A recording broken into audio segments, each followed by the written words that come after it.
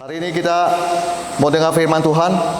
Saya akan cerita tentang firman Tuhan ini. Saya yakin Anda dapat, Anda pulang, Anda diberkati. Ya. Jadi Pak Bu begini, ada banyak orang bertanya, orang Kristen bertanya, kenapa hidup dia selalu dikalah? Dikalahkan oleh masalah, dikalahkan oleh penyakit, dikalahkan oleh persoalan, dikalahkan oleh kondisi sekeliling dan lain sebagainya. Pak Bu, sebenarnya kalau Bapak Ibu perhatikan di Efesus pasal 6 ayat 17 itu dikatakan begini, dan terimalah ketopong keselamatan dan pedang roh, yaitu firman Allah. Di situ kan menceritakan tentang semua senjata Allah. Bapak Ibu tahu di dalam kekristenan hal yang sangat penting adalah firman Tuhan. Katakan amin. Kenapa saya bilang firman Tuhan itu penting? Firman Tuhan itu buat saya itu bagaikan pedang. Alkitab sendiri berkata firman Tuhan adalah pedang roh. Amin. Nah, Bapak Ibu bisa bayangkan, yang Anda lawan adalah kuasa jahat, kuasa setan dan sebagainya. Kalau Bapak Ibu membayangkan orang yang tidak punya pedang roh, Bapak Ibu bayangkan saja seorang prajurit yang dia berpakaian lengkap, dia punya tameng dan dia punya semua, tetapi satu, dia nggak punya pedang roh. Itu artinya orang tersebut tidak punya perlawanan. Saya nggak heran kalau orang-orang tersebut dalam kondisi dunia yang sekarang tidak baik. Saya mau bilang tidak baik. Bapak Ibu jangan bilang dunia baik. Tidak baik. Tidak ada yang baik. Harga barang naik, nggak ada yang turun. Saya di sini, saya kaget. Kok ini makan ini segini? Kok ini segini? Lebih mahal daripada Kalimantan Barat, tempat saya. Selalu saya lihat banyak hal. Virus-virus bermunculan, penyakit-penyakit bermunculan, dan lain sebagainya. Nggak lebih baik, Pak Bu. Persoalan juga makin bertambah. Saya mau bilang Bapak Ibu terkasih, kalau Anda tidak punya pedang roh, Anda bermasalah. Nah, Bapak Ibu, mari kita lihat. Yesus ada teladan kita. Kita lihat di Matius pasalnya keempat, di ayat yang pertama sampai dengan yang ke-11. Kalau Bapak Ibu teliti, itu Yesus, singkat cerita, suatu hari dia dibawa oleh roh ke padang gurun, katanya untuk dicobai iblis. Nah, di pasal 4 ayat 2, Yesus di sini sudah bercerita, di Alkitab ini mencerita tentang Yesus puasa 40 hari 40 malam. Berarti kondisi fisik Yesus lemah. Dan Alkitab sudah mencatat, laparlah Yesus. Ada amin. Lihat Alkitab, jangan bingung. Nah, kemudian pasal 4 ayat 3 diceritakan bahwa si pencoba, yaitu iblis, dia datang si pencoba itu untuk mencoba Yesus. Pertama kali dia bilang, kalau engkau anak Allah, perintahkan supaya batu-batu ini menjadi roti. Tapi saya mau bilang kepada Bapak Ibu terkasih, apa yang Yesus jawab dia? Yesus jawab dia dengan memakai pedang roh. Amin. Saya nanti kasih tahu Bapak Ibu terkasih, yang Yesus jawab ini sesungguhnya tertulis di Ulangan pasal 8 ayat 3. Di bawahnya, di bagian B-nya ngomong gini, bahwa manusia hidup bukan dari roti saja, tetapi manusia hidup dari segala yang diucapkan Tuhan. Ini Yesus tahu firman. Pak Bu, sekarang begini Pak Bu, bagaimana mungkin orang Kristen tidak dikalahkan oleh keadaan? Bagaimana mungkin iblis tidak bisa menang atas Anda? Karena orang Kristen zaman sekarang, Bapak Ibu terkasih, tidak di NTT, di Kalbar, dimanapun saya lihat, orang Kristen sekarang lebih menyukai media sosial, khususnya anak muda, main game, berita-berita yang tidak membangun iman, daripada dia mencintai firman Tuhan. Itu masalah Pak Bu, masalah besar. Saya menemukan di gereja katanya tidak ada Alkitab. kita galang donatur, kita sumbang Alkitab, masukin Alkitab ke pedalaman-pedalaman. Saya ini kan namanya saja sudah evangelis, berarti saya seorang misionari. Bapak Ibu kalau tahu, lewat tangan kami aja, ministry kami aja, Alkitab yang masuk ke wilayah pedalaman Kalimantan Barat itu lebih dari 1.000, lebih beribu-ribu itu udah masuk ke pedalaman Kalimantan Barat. Jadi tidak ada alasan untuk berkata saya tidak mengenal Alkitab firman Tuhan. Tidak ada. Semua sudah dapat distribusi, bahkan di bagian pojok nggak ada listrik.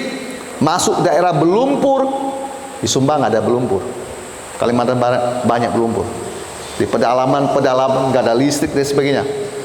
Semua sudah disalurkan, tetapi persoalannya mereka mau baca firman Tuhan. Itu masalah. Kalau iblis sudah membuat manusia malas membaca firman, akibatnya manusia itu lemah. Ketika manusia lemah, si penggoda datang, pasti jatuh. Pahami dulu sampai di sini. Kalau Bapak Ibu lihat saya, kenapa saya bisa kuat? Karena firman Tuhan. Saya itu tidak malas baca Alkitab, Pak Bu. Saya punya waktu saya untuk merenungkan firman Tuhan. Kenapa orang bisa kuat? Kenapa Yesus bisa kuat? Firman Tuhan, pedang roh. Saya menyayangkan orang Kristen yang katanya dia Kristen, bapaknya pendeta, majelis atau apapun, tetapi anak itu malas sekali baca Alkitab. Cuma tong kosong nyaring bunyinya, cuma tahu sepenggal-penggal Matius 6 ayat 36, Matius pasal 7 ayat 7, cuma tahu sepenggal-sepenggal, tetapi tong kosong nyaring bunyinya. Pak Bu, menghadapi zaman sekarang, masa sulit, masa sukar, penggoda, pencoba, kamu butuh firman Tuhan. Katakan amin. Amin. Amin. Nggak semangat. Saya berharap saya datang jauh dapat respon yang lebih semangat. Karena ini penting Pak Bu. Kalau Anda nyimak sekarang, Anda tidak simak sungguh-sungguh, itu tidak bisa memberkati Anda. Saya cerita sedikit ya Pak Bu. Waktu masalah uang, masalah sakit penyakit, masalah apapun yang menghantam hidup saya nggak akan bisa goyah. Kenapa? Saya punya firman Tuhan dalam hidup saya. Cara orang bisa kuat ada dua hal. Saya jelaskan singkat saja. Pertama, di Mazmur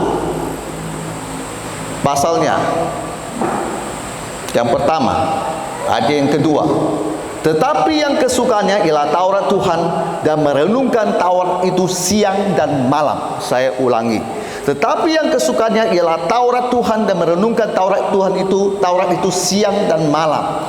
Pak Bu, orang yang kayak begini, berarti dia baca Alkitab, dia renungkan, dia pikirkan. Sehingga Bapak Ibu kembali ke Matius pasal 4 ayat yang keempat, di mana waktu Yesus menjawab iblis, Yesus punya firman Tuhan. Dia tahu bagaimana untuk menjawab iblis. Seringkali misalnya ada orang kerasukan, dia pakai firman Tuhan yang tidak pas, tidak cocok untuk melawan iblis. Iblis nggak akan pergi. Pak Bu, tahun kemarin saya ada di Kupang, ada di sebuah sekolah Alkitab. Dan pikir saya sekolah teologi ini bukan sekolah Alkitab. Pikir saya sekolah teologi ini, pikir saya ya, pastinya banyak orang yang masuk, orang baik-baik, ya kan? Saya kan nggak tahu. Saya pikir saya positif saja. Nggak tahu pikiran pasti doakan anak-anak muda itu maju ke depan. Seorang dari Sabu, kan di sini banyak orang Sabu ya. Nah, anak muda Sabu maju ke depan. Begitu saya taruh tangan, dia langsung berubah. Ada spirit macan di dalam diri dia. Dia mau pukul saya, mau tendang saya, tapi nggak kena terus. Ini orang lama sekali, dalam kurun waktu 10 sampai 15 menit beronta-ronta di situ, sampai suatu kali saya bertanya sama Tuhan, ini orang kenapa dia Tuhan bisa nggak selesai-selesai saya doakan. Tuhan langsung kasih saya lihat, arahkan mata saya ke leher dia. Di leher dia ada kalung-kalung yang model-model yang saya sering jumpai di NTT, yang model-model yang kayak gitu tuh. Saya lihat itu kalung, saya bilang, oh kamu punya kalung. Begitu saya cuma ngomong, oh, dia langsung ketakutan, dia mencoba menghalangi tangan saya. Saya ambil dengan keras, saya robek, langsung jatuh, selesai. Dia bangun, dia bilang, mana kalung saya, mana kalung saya? Saya omelin. Dia bilang, kamu mau melayani Tuhan, mau jadi hamba Tuhan, atau sebaliknya? Kalau kamu sungguh-sungguh mau melayani Tuhan, ikut Tuhan, ikut sungguh-sungguh. Ada amin? Ada amin? Jemaat di tempat ini, kalau mau jadi Kristen sungguh-sungguh, ya, jangan satu kaki, maaf, Kristen, satu jimat. Tak bisa Pak Bu, tak bisa. Pilih Yesus, atau kamu tetap bertahan dengan kuasa pendukunan kamu itu. Tak bisa. Nah, kok bisa saya begitu? Firman Tuhan. Firman Tuhan yang saya punya, ketika saya lihat begitu, saya keluarkan itu firman Tuhan bagaikan pedang, saya lawan dia. Pasti kalah. Karena firman Tuhan tidak ada yang bisa menandingnya. Ada amin? Saya sudah sering buktikan Pak Bu, bahwa firman Tuhan ini luar biasa. Tadi saya kembali lagi tentang merenungkan. Kalau Anda merenungkan, berarti Anda membaca sampai Anda dengar di telinga Anda sendiri. Roma mengatakan begini. Jadi iman timbul dari iman itu timbul dari pendengaran firman Tuhan. Jadi kalau iman itu timbul dari pendengaran akan firman Tuhan. Kalau Bapak Ibu terkasih ke gereja aja tidak pernah, baca Alkitab aja tidak pernah, bagaimana Anda bisa kuat? Bagaimana Anda bisa kuat? Saya mau tanya. Tidak ada kekuatannya. Bapak Ibu, kalau Anda tidak makan nasi, tidak sarapan, Anda tidak kuat. Oleh sebab itu, orang itu harus sadar dia butuh firman Tuhan. Dia setiap pagi harus sarapan firman Tuhan.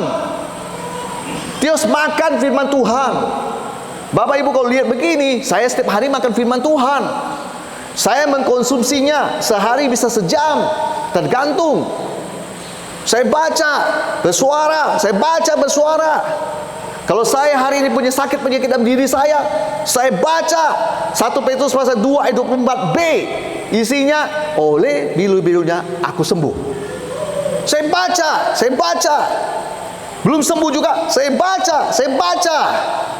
Dan saya percaya, saya bilang, Tuhan ini firman-Mu harus terjadi. Karena Tuhan nggak pernah berbohong, Pak Bu. Masalahnya kamu yang nggak nyampai. Jangan baik. Ini kita perhatikan. Janji Tuhan. Kamu untuk sampai ke sini, kamu harus melangkah dari iman. Amin. Banyak orang posisi di Kirihewi, dia tiap kali cuma ngomong-ngomong, dia mau ke Waingapu, nggak pernah melangkah, nggak akan sampai. Amin. Nggak akan sampai. Kamu butuh iman, melangkah.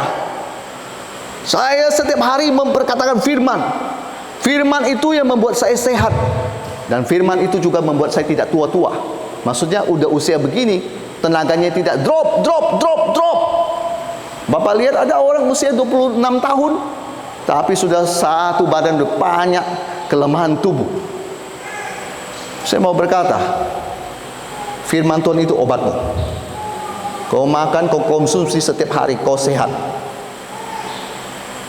Bapak Ibu nggak percaya? Ini saya nih. Bapak Ibu mau tiru saya? Loyo. Anda pagi-pagi dari Waingapu langsung ke sini, habis itu sampai sini nggak ada istirahat, nggak ada tidur, nggak ada apa-apa, cuma ganti baju, cuci muka dan sebagainya, langsung berangkat ke sini. Sampai di sini pikir saya jemaat sudah mau sebentar, jam 5 mau siap-siap. Aduh, jam 4 lebih saya duduk aja di situ. Tunggu lagunya, aku duduk sendiri sambil mengangkat kaki. Kasihan sekali pendeta, nunggunya lama benar.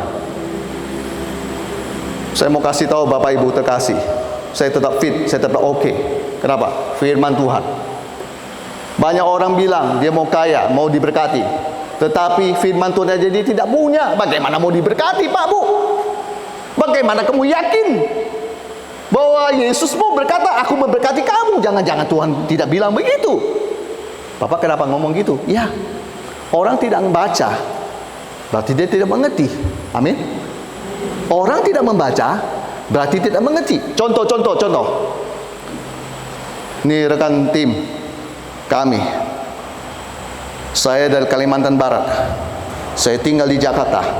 Saya terbang ke sini, bertemu dengan rekan-rekan pemuda dari Sumba Timur ini. Contoh aja, mikrofon dia colok, tapi dia nggak tahu cara memakai.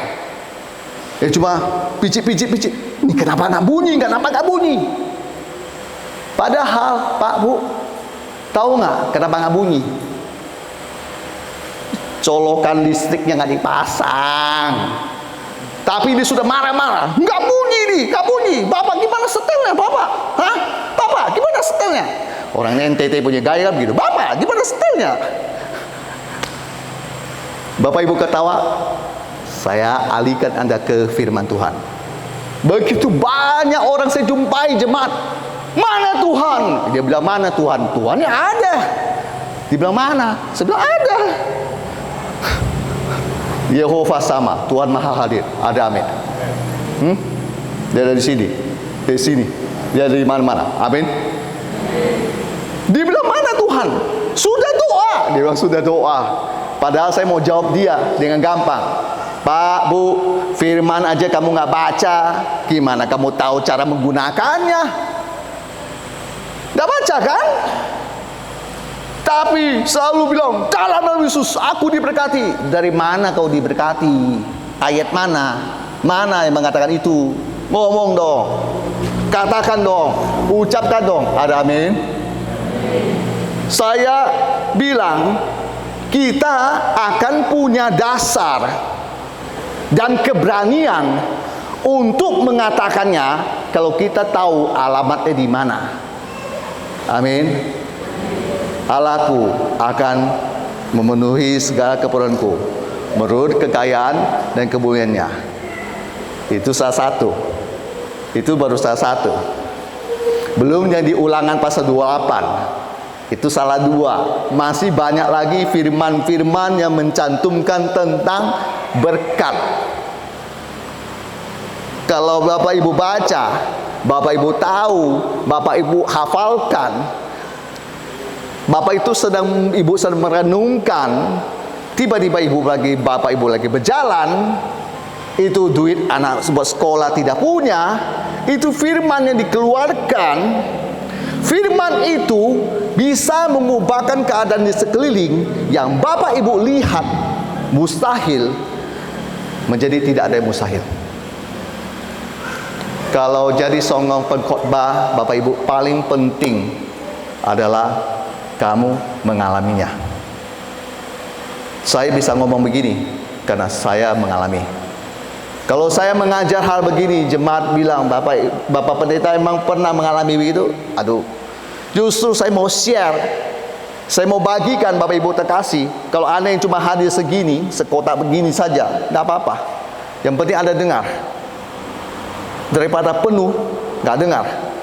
Segini aja yang dengar, saya pulang pun dengan happy. Kenapa? Tugas saya sudah selesai, yaitu membawa jemaat untuk mengalami kuasa Tuhan. Jangan cuma jemaat tiap kali doa, tidak jawaban. Kemarin ada satu orang P3K, dia minta doa sama saya. Dia guru. Bapak pendeta, ini tolong. Jadi sebelum saya terbang ke Sumba, dia sudah bilang tolong. Kenapa? Saya tanya dia. Itu Bapak pendeta, saya punya uang, nggak keluar-keluar, nggak cair-cair. Teman-teman saya sudah dapat semua, saya nggak dapat. Itu kan masalah. Berapa bulan? Saya bilang 6 bulan. Lama. Dengar baik. Saya doa buat dia, nggak ada perubahan apa-apa. Ketika lagi KKR kayak begini, saya maju ke depan, yang mau didoakan. Saya bilang ke dia, dengar ses, aku tumpang tangan kamu, masalahmu langsung Tuhan jawab dalam nama Yesus. Saya katakan dengan firman Tuhan, dengan keyakinan saya. Selesai kita KKR di situ ya. Kamis malam, lebih tepatnya Jumat, di pagi hari, dini hari, jam 2. Saya nggak tahu kenapa zaman ini nggak tidur. Saya baru pulang dari GKS Pahala. Itu sampai di penginapan, udah jam 2. Dia belum tidur. Dia WA saya. Pikir saya ini orang nggak tidur. Dia bilang apa? Bapak pendeta, ini ada berkat buat Bapak pendeta. Pikir saya, ngapain dia kirim berkat? Jadi besok paginya jam 8, jam 9 saya baru tanya, ada apa? Sudah cair. Dengar begini kan, saya juga mau. Kalau baca kitab, nggak mau. Luar biasa kan? Selasa, Rabu, Kamis, Tuhan su jawab. Amin. Makanya saya bilang, hidup ini tidak hanya cuma pakai perisai iman. Hidup ini Tuhan ajarkan kau punya pedang roh, jangan cuma nempel di sini. Apalagi cuma taruh di lemari.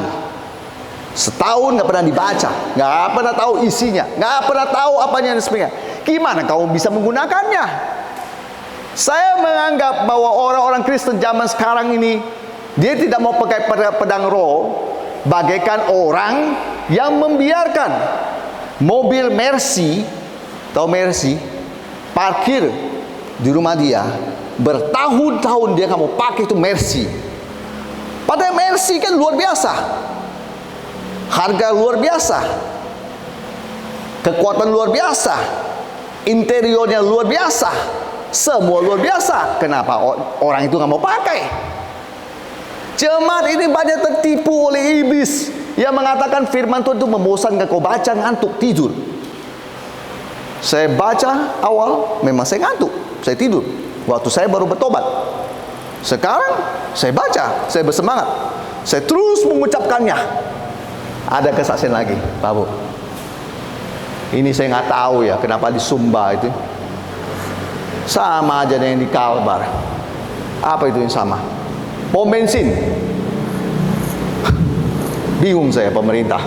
Yang ngantri itu, aduh, panjang sekali. Dan lebih luar biasa lagi, setiap hari. Yang mau ngisi solar, yang benar-benar mau ngisi solar, aduh capek lihatnya udah panjang begitu.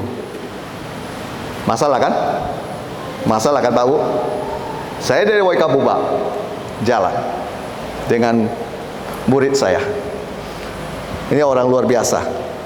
Dari tanggal 1 Desember sudah membawa saya kemana-mana. Ya. Jadi saya bilang, saya bilang gini sama dia. Kalau kamu percaya, kenapa kamu nggak mau berdoa? Kau mau solar, isi solar di pom kan? Nggak mau isi solar di jalan kan? Isi solar di jalan harga 10.000. Harga di pom 6.800 atau 6.000 berapa? Kau punya Tuhan kan? Kau doa, minta sama Tuhan dalam nama Yesus.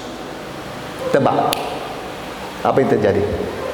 Lewat di tengah jalan, ada pom yang antri cuma truk 4 biji. Kami yang kelima kurang lebih. Kami isi full sampai sini. Amin. Itu kan kuasa firman Tuhan yang diucapkan. Amin. Mengubahkan keadaan. Kalau Bapak Ibu bilang mau ngajarin saya dari tanggal 1 saya sudah lihat itu mana-mana penuh semua. Tidak ada kesempatan bisa ngisi. Firman sanggup mengubahkan keadaan kita. Amin. Bapak Ibu lihat yang terakhir tentang Yesus. Waktu iblis ngomong, perintahkan supaya batu menjadi roti. Yesus jawab dia apa? Manusia hidup bukan dari roti saja, tetapi dari setiap firman yang keluar dari mulut Allah. Yesus jawab dia berdasarkan Ulangan pasal 8 ayat 3. Kemudian lagi iblis bawa dia lagi, dan iblis ngomong lagi pasal 4 ayat 6. Jika engkau anak Allah, jatuhkan dirimu ke bawah, sebab ada tertulis mengenai engkau. Wih, iblis juga tahu firman. Iblis bilang ada tertulis. Iblis pakai firman, coba ituin dia, ituin Yesus. Iblis pasti kalah. Sebab ada tertulis mengenai engkau, ia akan memerintahkan malaikat-malaikatnya. Itu dia ambil dari Mazmur. Dia ambil dari Mazmur. Iblis tahu firman.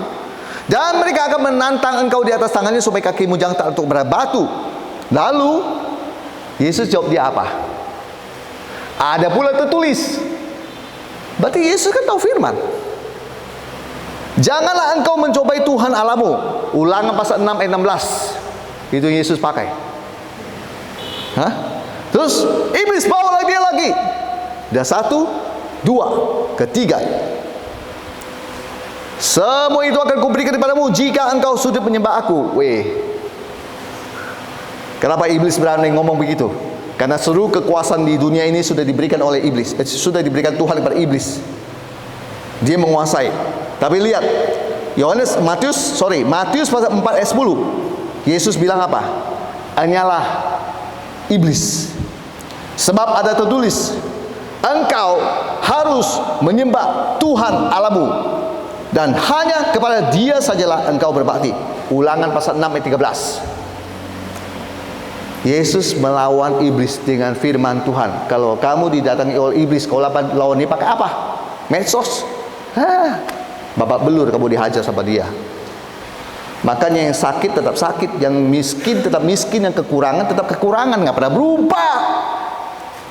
Saya mengajarkan jemaat, Anda jangan cuma datang ke gereja cuma begitu saja. Saya mau mengajarkan jemaat pada gini. Gak baik. Saya sudahin khotbah saya. Saya mengajar jemaat, Anda jangan cuma hari Minggu datang ke gereja dan sebagainya, tapi Anda tidak punya apa-apa. Saya mengajarkan kepada jemaat begini. Anda dengar firman Tuhan dan coba Anda lakukan. Coba Anda belajar untuk baca firman Tuhan, bersuara, renungkan firman Tuhan itu, renungkan, pikirkan itu firman Tuhan. Setiap kamu punya kesempatan, kamu mengucapkannya kembali dari mulutmu. Kalau kondisimu lagi kekurangan, perkatakan firman Tuhan dalam soal kekurangan itu. Kalau kamu lagi sakit, perkatakan firman Tuhan tentang kondisimu yang sakit itu. Kalau keluargamu lagi bermasalah, masa depanmu, anakmu lagi bermasalah, pakai firman Tuhan untuk itu. Kalau hatimu lagi bermasalah, khususnya di Sumba, paling banyak saya jumpai adalah orang-orang yang luka hati karena sensitif, tersinggung. Paling banyak dari saya keliling Indonesia, saya paling banyak menemukan kasus itu ada di sini selain di Medan, Sumatera. Dan kalau hatimu bermasalah, perkatakan firman Tuhan yang mengubahkan kondisi hatimu. Ada amin. Ada amin.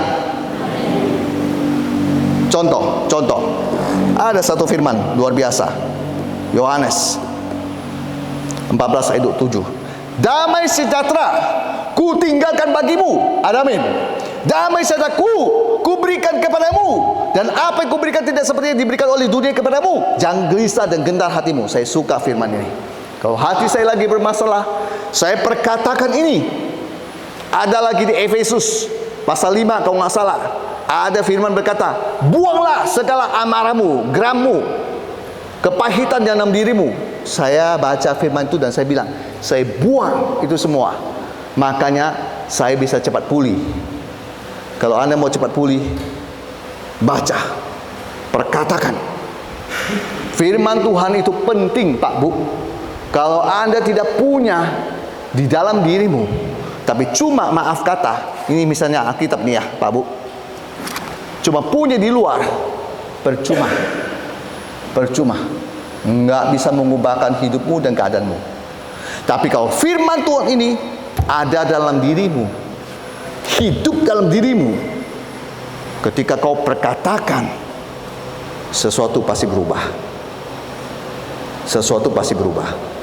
Sayang ya, saya tadi dengar istri saya di sini ada proyektor, laptopnya tidak ada. Saya mau kasih putar video di wilayah kami Kalimantan Barat.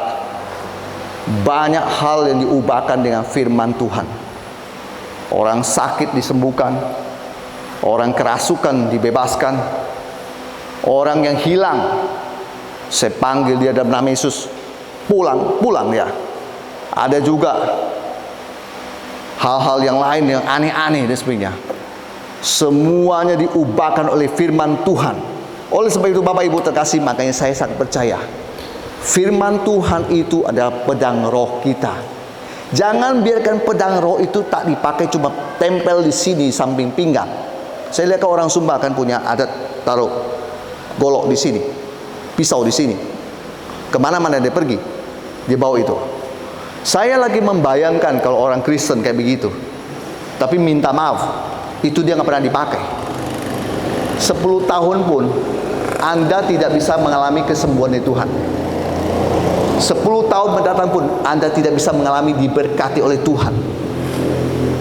Bapak Ibu, percaya nggak Bapak Ibu? Saya mau ngomong kepada Bapak Ibu terkasih. Saya hidup sebagai seorang misionari. Kalau Bapak Ibu tahu misionari itu dia bergerak dari satu lokasi ke satu lokasi. Kalau namanya misionari itu pasti butuh uang banyak Pak Bu. Nggak ada namanya misionari nggak butuh uang banyak Pak Bu. Butuh makan, butuh apa, butuh apa, butuh apa. Butuh itu semua. Dan saya mau bilang kepada Bapak Ibu terkasih, ketika saya coba berdoa, misalnya contoh, saya dari Waikabuba, saya sudah tahu saya ada masalah di depan. Masalah di depan apa? Biar rekan saya juga tahu masalah apa saya apa. Persoalan saya adalah sampai di Waingapu, saya tidak ada penginapan, belum pesan hotel, tetapi saya punya firman Tuhan. Amin. Malam saya berdoa, Tuhan kirim hotel. Saya sudah tunjuk, saya mau hotel unicorn, saya mau tinggal di situ. Firman Tuhan saya ucapkan. Bapak Ibu tebak, saya nginap di unicorn sekarang. Saya memperolehnya karena saya pakai. Bapak Ibu, cuma kasih aja di sini. Sayang sekali. Firman itu nggak berguna Pak Bu. Minta maaf. Cuma pakai di sini. Oh, saya Kristen. Saya nggak peduli. Oh, saya majelis. Saya nggak peduli. Saya cuma mau tahu, sudahkah kamu merasakan kehebatan firman itu? Sudah belum? Saya tantang Anda hari ini. Pulang di sini, praktek. Amin. Praktek. Amin. Yang mau diberkati kata amin. Yang diam itu berarti tidak mau diberkati. Tidak apa-apa, nggak usah diberkati, udah. Yang mau diberkati karena amin, berarti silakan coba. Pulang, coba. Jangan cuma Anda mendengar saya berkata dan bersaksi. Alami sendiri, miliki sendiri kesaksian dari Tuhan. Amin. Amin. Saya sudah selesai. Yuk, silakan. Di G, bro.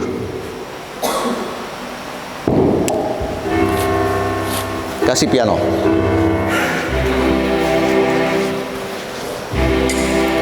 Jangan pakai rhythm bro. Kalau bisa mainkan piano, bisa? Bisa? Dikecilkan bro. Bapak Ibu terkasih, saya dalam setiap KKR saya selalu menantang. Kalau Bapak Ibu terkasih yang hadir, kau punya sakit penyakit, dengan baik, jangan biarkan sakit penyakit itu tetap menetap dalam hidupmu. Bukankah Yesus, Yehova Rafa, sanggup menyembuhkan Anda? Kalau kamu percaya dan kamu punya sakit penyakit, saya tantang Anda maju ke depan. untuk didoakan.